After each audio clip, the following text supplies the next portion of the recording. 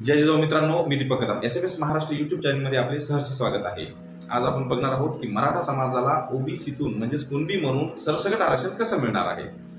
महत्त्वपूर्ण विषय आहे, पॉइंट टू पॉइंट लक्षपूर्वक ऐका। जी संख्या किंवा आकडेवारी सांगणार आहे ती थोडीशी रटाळवाणी वाटेल, परंतु लक्षपूर्वक जर बघितलं तर निश्चितच समाजाचा फायदा होण्यासाठी मदत होईल। आता काय, मराठा समाजाला ओबीसीतून आरक्षण मिळवण्यासाठी पूर्ण महाराष्ट्राचा आपल्याला विचार करावा लागेल। महाराष्ट्राचे 5 प्राकृतिक विभाग आहेत। कोणकोणते? एक आहे कोकण, दुसरा आहे पश्चिम महाराष्ट्र, तिसरा आहे खानदेश, चौथा आहे विदर्भ आणि 5वा आहे मराठवाडा। आता मराठवाडा वगळता इतर 4 भागांमध्ये ऑलरेडी कुणबी प्रमाणपत्र मिळत होती। 50% मराठा समाज तिथं आरक्षण घेत होता, हे सगळ्यांना माहिती आहे आणि आजही घेत आहे। मराठवाड्यामध्ये मात्र फार मोठा अन्याय झाला। इथं 75 वर्षांमध्ये एकही कुणबी प्रमाणपत्र दिले नाहीत, ही वस्तुस्थिती आहे आणि हे निमूटपणे सहन केलं, कारण आम्हाला लक्षातच नाही आलं की आम्ही कुणबी आहोत। मग हे सांगितलं कोण? तर मनोजदादा जरांगे पाटील यांनी सांगितलं। त्यांनी जो लढा उभारला त्यांना आम्ही साथ दिली सगळ्यांनी, सगळ्या बांधवांनी, आणि आम्हाला लक्षात आलं की आम्ही कुणबी आहोत आणि कुणबी म्हणूनच आपण आरक्षण घेतलं पाहिजे। कारण मराठा म्हणून घेतलेलं आरक्षण कधीच टिकत नाही, इतिहास साक्षी आहे त्याला। आताही टिकत नाही, मागेही टिकलं नव्हतं आणि भविष्यामध्येही टिकणार नाही। कारण एका जातीला तुम्ही आरक्षण देऊ शकत नाही, हा भारतीय राज्यघटनेचा नियम आहे। भारतीय राज्यघटनेनुसार तुम्हाला सांगितलं आरक्षण 4 प्रवर्गामध्ये दिलं जातं। पहिली गोष्ट म्हणजे एससी एसटी हा एक समूह आहे जातींचा, त्याच्यानंतर ओबीसी हा पण एक जातींचा समूह आहे, त्याच्यानंतर ईडब्ल्यूएस प्रवर्ग हा पण एक जातींचा समूह आहे, तिथं मराठा समाज एक नाही। एससी बीसी मराठी काय लय लाडसाळ आहेत का कुठले? त्यांना वेगळा प्रवर्ग तयार करून आरक्षण द्यायला, हे तुम्हाला फसवण्यासाठी निवडणुकीपुरती केलेली एक चाल आहे। बिहारमध्ये सुद्धा जातीनिहाय जनगणना करून आरक्षण दिलं होतं, पण ते कोर्टानं रद्द केलं। हे सुद्धा रद्द होणार आहे। एससीबीसी आरक्षण जुटा आहे, कोर्ट कचेरी में अटका आहे, म्हणून अशा प्रकारची या आंदोलनामध्ये घोषणा नेहमी होत होती।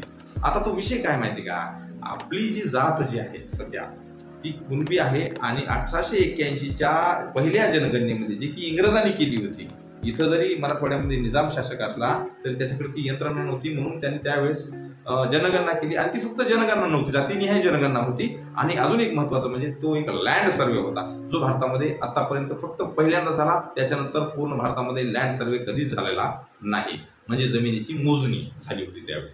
मग त्यावेळेस गावोगावची जमीन इंग्रजांनी मोजली होती आणि जमिनीच्या मालकाचे नाव त्या ठिकाणी लिहिले होते आणि मालकासमोर त्याच्या जातीचे नाव सुद्धा लिहिले होते। ही पूर्ण जनगणना भारतामध्ये झाली होती आणि आम्हाला जे मराठवाड्यामध्ये जे सध्या कुणबी प्रमाणपत्र मिळत आहे ते शिंदे समितीनं 1881चं भूमी अभिलेख मधलं नमुना नंबर 33, नमुना नंबर 34 शोधलं। त्याच्यामुळं आम्हाला आता कुठं आमच्या 10% बांधवांना मराठवाड्याचा लाभ होत आहे आणि कुणबी प्रमाणपत्र मिळत आहे।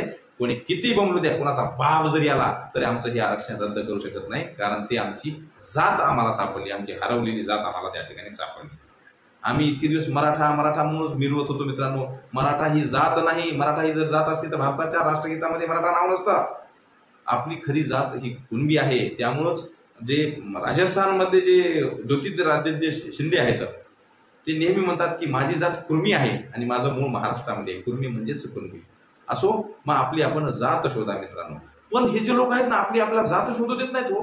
ते तुम्हाला काय म्हणतात, तुम्हाला खोट्या भ्रमामध्ये ठेवतात। आम्हाला आरक्षण घ्यायचो ते फक्त आम्ही मराठा म्हणूनच घेणार, आम्ही कुणबी म्हणून आरक्षण घेणार नाही, अशा प्रकारचे तुमच्या डोक्यामध्ये माइंडसेट करतात, खोटा भ्रम पसरवतात आणि तुम्हाला तुमची जात शोधण्यापासून वंचित ठेवतात। तुम्हाला शोधू देत नाही, तुमच्या डोक्यामध्ये असा म्हणजे बुद्धीला विचार करायला वेळच देत नाही आणि आपल्यालाही वाटतं खरंच बाबा आपण मराठा आहोत। अरे मित्रांनो, तुम्ही 1881चा रेकॉर्ड शोधा तुमचं। माझ्या सर्व मराठा बांधवांना आवाहन आहे, आम्ही मराठवाड्यातले सुद्धा जे बांधव आहेत, काही भाग सोडला तर जवळपास 70% मराठवाड्यामध्ये सुद्धा अजून भूमी अभिलेखचं नमुना नंबर 33 34 शोधलं नाही। इकडे आमचा नांदेड भाग असेल, इकडे लातूर असेल, या भागामध्ये परभणी असेल, अतिशय कमी काम आहे मित्रांनो। या ठिकाणचं जवळपास फक्त 30% रेकॉर्ड शोधलेला आहे। तुम्ही हवं तर आकडेवारी जाऊन बघा प्रत्येक भूमी अभिलेखला ऑनलाईनला, की फक्त 30%च रेकॉर्ड शोधला आहे आणि ज्या काही नोंदी सापडल्या त्या फक्त 30% रेकॉर्डमध्ये सापडल्या आहेत। तर आपण एक साधारणतः 1000-1500 गावामध्ये कुणबी प्रमाणपत्र मिळवलेली आहेत। जर 100% जर शोधलं रेकॉर्ड तर निश्चितच हा आकडा 50% ते 60% पर्यंत जाऊ शकतो, म्हणजे आपण जवळपास 60-70% आरक्षणामध्ये जाणार आहे मराठवाड्यात। आता बाकीचा जो महाराष्ट्र आहे हा फार महत्वाचा आहे। कसा की ज्या 58 लाख नोंदी सापडल्या आहेत त्याच्यापैकी 25 लाख विदर्भामध्ये आहेत ना, विदर्भामध्ये सुद्धा 10% बांधव असे होते की ज्यांना आरक्षणाचा लाभ मिळत नव्हता. ते आता पूर्णतः मिळणार आहे, कारण नोंदी सापडल्या ना. नोंदी सापडल्यानंतर कोणीच आपल्या आरक्षणामध्ये जाण्यापासून रोखू शकत नाही. ओबीसी आरक्षणामध्ये आपण कुणबी आहोत, कोणाला भ्यायची गरज नाही. कोणी किती बोंबलू द्या, हे बोंबलू द्या की नाही तर ती बोंबलू द्या, काही फरक पडत नाही. मग आता माझं आव्हान आहे की खऱ्या अर्थानं पश्चिम महाराष्ट्र, कोकण आणि खानदेश या बांधवांना कळकळीची विनंती आहे मित्रांनो, तुमच्या इथं ज्या आता 7.5 लाख नोंदी सापडल्या, आता या शिंदे समितीच्या सर्वेक्षणानुसार त्यांनी जे शोधलं तेव्हा किती सापडल्या, 7.5 लाख. त्यानुसार तुम्हाला आता प्रमाणपत्र मिळणार आहेत. परंतु त्यामध्ये जर वर्षाचा म्हणजे इसवी सणाचा जर विचार केला बारकाईनं, आम्ही आमचे मित्र त्या ठिकाणी पश्चिम महाराष्ट्रातले पण बरेच आहेत, तेव्हा असं लक्षात आलं की तुमच्या सगळ्या नोंदी 1920च्या नंतरच शोधल्या. आता 1920, 1930, 1940 मध्येच तुमच्या एवढ्या 7.5 लाख नोंदी सापडल्या. आता तुमचं 1881चं जी की पहिली जातनिहाय जनगणना होती ते रेकॉर्डच अजून कोणी शोधलं नाही पश्चिम महाराष्ट्र, कोकण आणि खानदेशामधलं.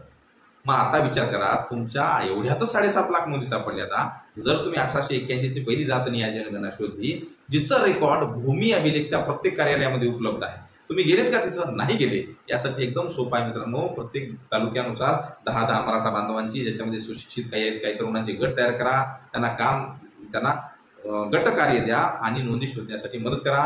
आदरणीय शिंदे समितीला 31 डिसेंबर 2025 पर्यंत मुदतवाढ दिलेली आहे, त्याचा फायदा घ्या.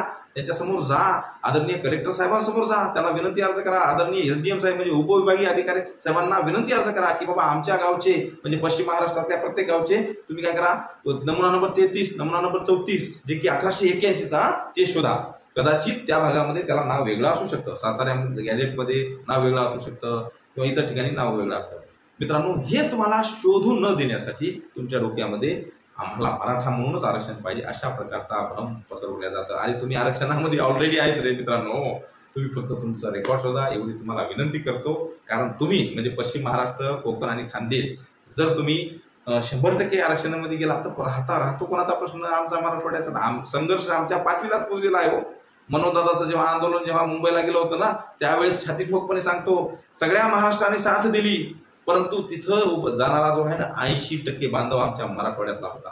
हरकत नाही, आम्ही अजून याच्याहूनही मोठं मनोदादा जरांगे पाटील यांच्या नेतृत्वामध्ये आंदोलन उभं करू, पण आम्ही ओबीसी आरक्षणामध्ये जाणार. जब तक जीतेंगे नहीं तब तक रुकेंगे नहीं, हा माझा शब्द आहे. मनोदादा जरांगे पाटील यांच्या नेतृत्वामध्ये आम्ही लढणार आणि या शासनाला झुकवणार. आम्ही आमचा हक्क घेणार. कारण का?